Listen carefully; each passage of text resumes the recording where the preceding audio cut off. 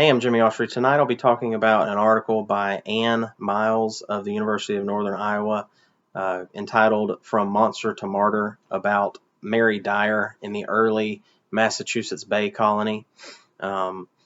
Mary Dyer, as Miles argues, is a better figure to look at when speaking and thinking about the women's role in early Christian America.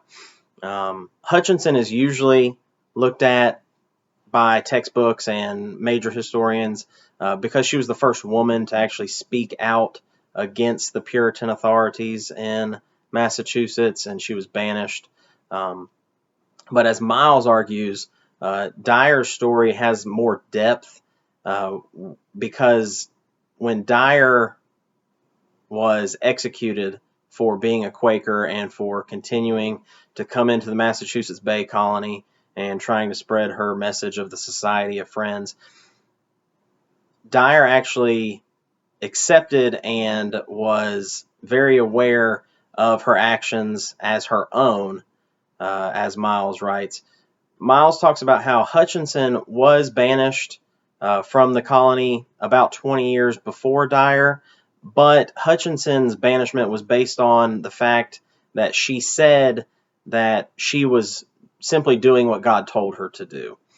Dyer, meanwhile, acknowledged that her viewpoints came from her interpretations of Scripture, and that in Miles's article talks about how she's actually taking more of a stand than Hutchinson did. But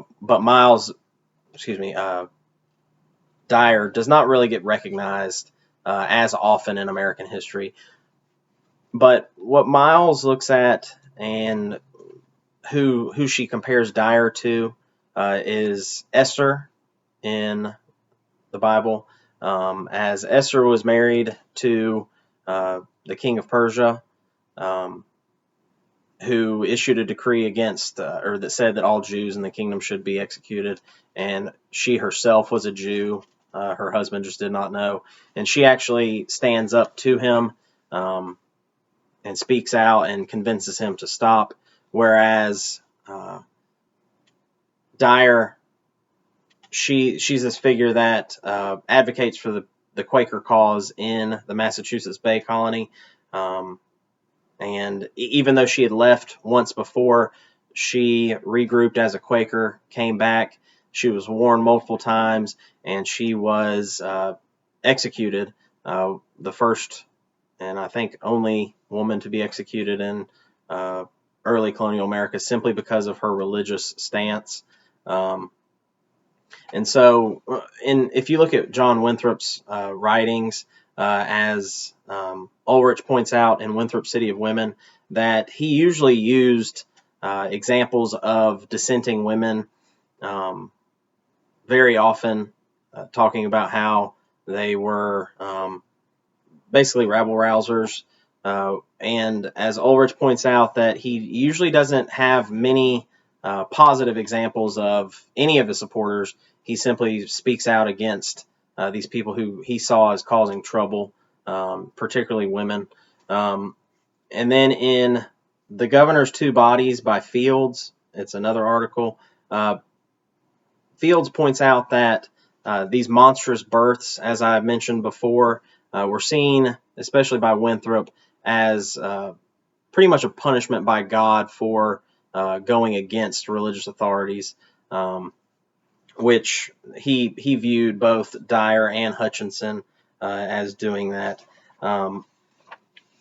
But as Miles, getting back to the Miles article, as Miles states, Hutchinson, she simply did not comply with orders from the authorities, whereas Dyer actually challenged their authority and spoke out against them very specifically, again, making that comparison between Dyer and Esther.